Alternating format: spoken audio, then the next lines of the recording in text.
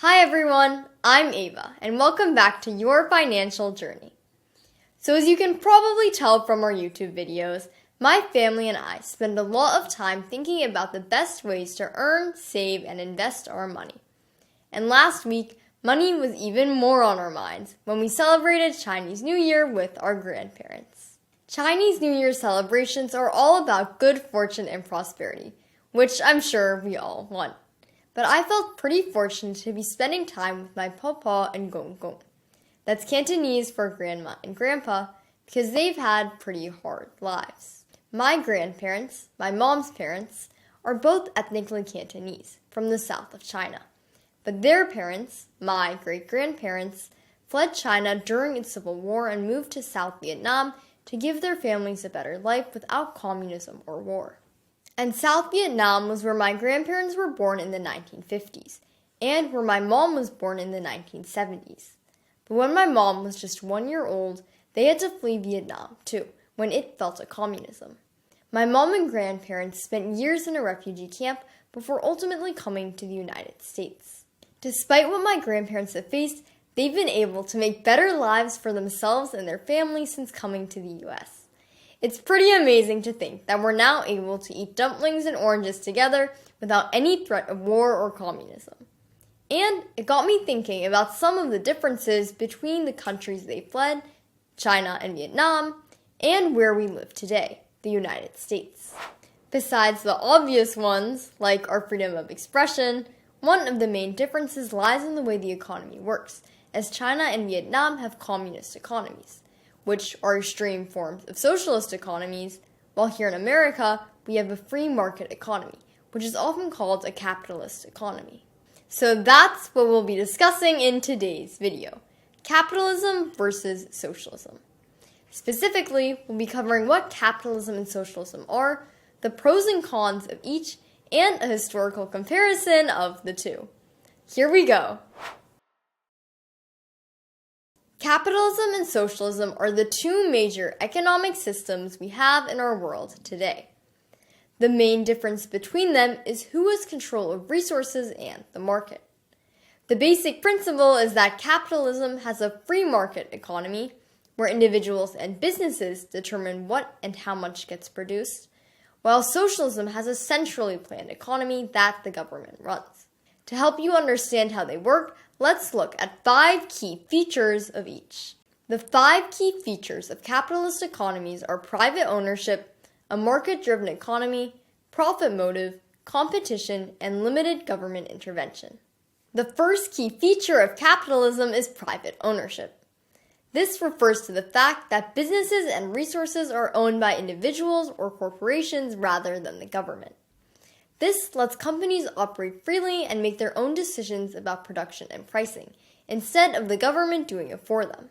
The second key feature of capitalism is market forces, meaning that prices, wages, and production are determined by the market.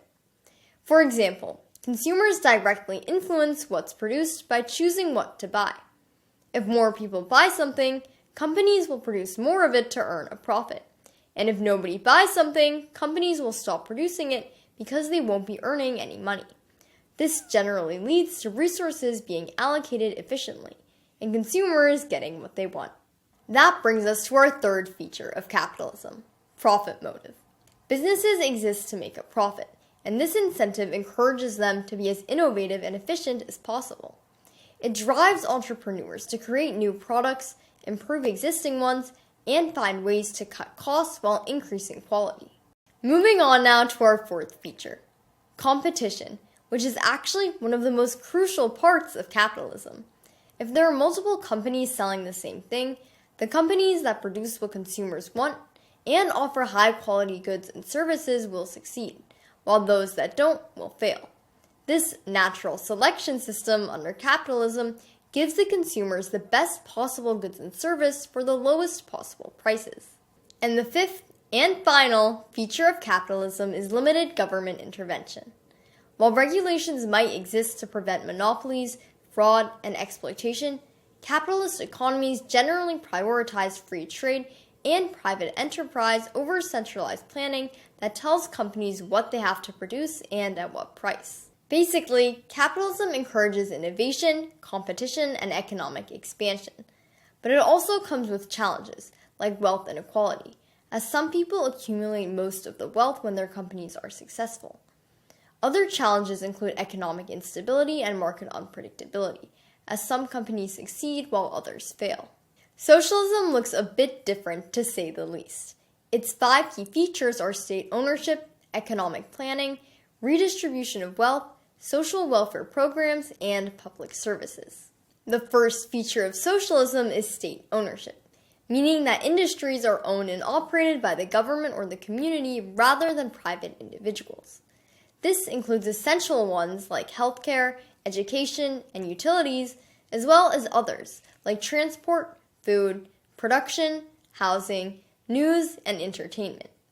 The underlying idea is that all these goods and services should be accessible to everyone, rather than only to those who can afford to pay for them. The second feature of socialism is economic planning.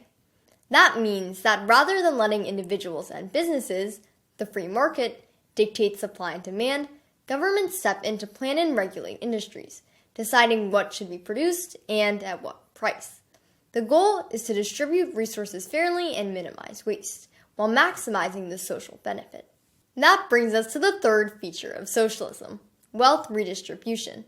Higher taxes on the wealthy and corporations are used to fund social programs that provide education, healthcare, and financial assistance to others. The goal is to shrink the wealth gap and provide economic security for all citizens.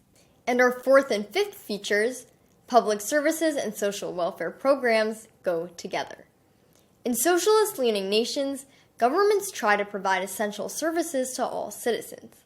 Through public services and social welfare programs, they ensure that basic needs like housing, food, and healthcare are met, regardless of income. This creates a safety net that protects the most vulnerable members of society. Socialism focuses on reducing class divides and ensuring economic security. But it has challenges, like reduced innovation and inefficiency, as there's less incentive for companies and individuals to take risks, to create something new or be as productive as possible. Now that we know what capitalism and socialism are, let's look at the pros and cons of each. Let's start off with capitalism. The biggest advantage of capitalism is its ability to drive economic growth and innovation. Because of the profit motive businesses have, they're constantly encouraged to improve efficiency and offer better products to attract consumers. If they don't, other companies, competition, will put them out of business. This leads to higher productivity and standards of living, resulting in greater economic growth. To see what capitalism can do, just take a look at smartphones.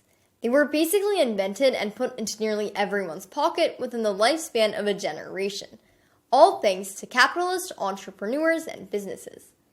And smartphones continue to get better and better, because companies want to make a device as practical and easy to use as possible, so that people will buy the next new models. Another benefit is consumer choice. Capitalist economies provide people with a wide variety of goods and services, allowing individuals to decide what they want. And this consumer choice, in turn, leads to the benefit of capitalist economies being more efficient. Businesses don't want to produce something that nobody will buy, meaning waste is limited and resources are maximized. To go back to our example, you have the choice to buy a smartphone from Apple, Samsung, Google, and many more. But capitalism isn't without its drawbacks. One major issue is wealth inequality. The free market doesn't always address social disparities, leading to economic imbalances. While some individuals accumulate a lot of wealth, others might struggle with poverty and lack access to basic needs. Some may have the latest Apple iPhone, but others may be stuck with an older smartphone from a less well-known company, or even have none at all. Capitalism can also lead to economic instability, with recessions and financial crises. Market fluctuations, speculative bubbles, and corporate mismanagement can create cycles of boom and bust that impact people's everyday lives, professionally and personally. If a company fails, it's bad for the economy, and also for the workers who lost their jobs and have to look for new ones at another company. Socialism's pros and cons are pretty much reversed. One of its major strengths is economic equality. Through social welfare programs and public services, socialism ensures access to basic services and a safety net for all members of society. Socialist public healthcare and education programs can also contribute to improved quality of life and life expectancy. An often quoted example here is the near-universal healthcare system in England that is essentially run by the government and funded by general taxes. Socialism can also lead to greater economic stability by preventing large swings in the market.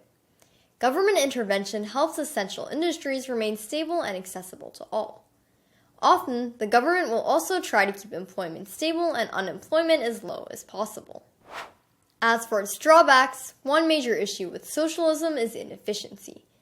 When the government controls the economy, production isn't always based on what people actually want, which can result in resources being allocated inefficiently or wasted.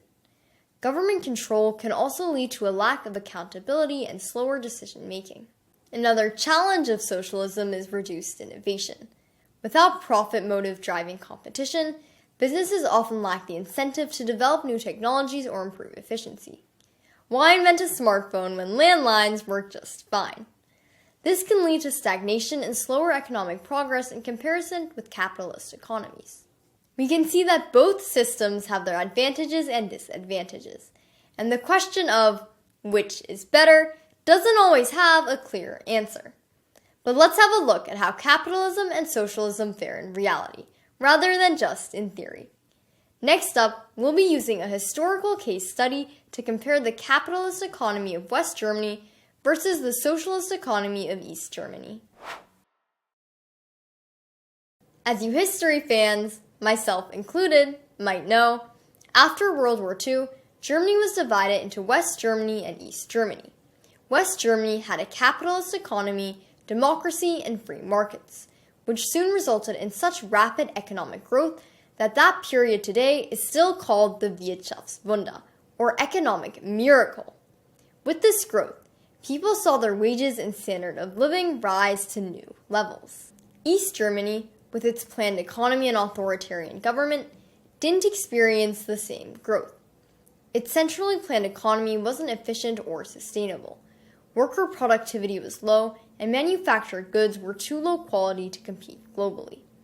East Germans had to deal with constant shortages, lower wages, and a much lower standard of living. The world could see that capitalist West Germany's economy and standard of living were far ahead of those of socialist East Germany. And indeed, after reunification in 1990, the German government has poured over $2 trillion into modernizing and subsidizing East German industries, and it still hasn't fully caught up to the Old West.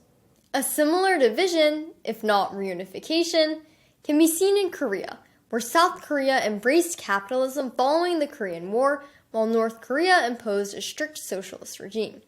South Korea has since become a global economic powerhouse, with tech giants like Samsung and Hyundai, while its northern counterpart has suffered from economic stagnation, food shortages, and strict government control. The extreme contrast between North and South Korea shows how important a country's economic system is. So, is capitalism better than socialism? Historically, it has had better economic results, leading to sustained growth and a higher standard of living, while socialism has often led to unproductive economies and stagnation. But as we covered before, capitalism has its issues too, such as economic inequality and instability, while socialism has its benefits, like a safety net for the vulnerable members of society. That's why today, most countries blend the two systems, using a capitalist free market alongside socialist welfare programs to make the best of both worlds. But if I look at it from my personal perspective, I'm thankful to my ancestors for enduring countless hardships to flee communist countries, not once, but twice, to give me a better life here in America. So what do you think about capitalism versus socialism? Let us know in the comments below, and make sure to like and subscribe if you enjoyed today's video. I know I'll thank my papa and gong gong for more than just red envelopes the next time I see them. red envelopes with a tiny bit of cash, or what we get as small gifts from our parents, grandparents, and other elders over Chinese New Year. It's also one of the not-so-secret reasons why Chinese New Year is one of my favorite holidays. So thanks for watching, and we'll see you next time.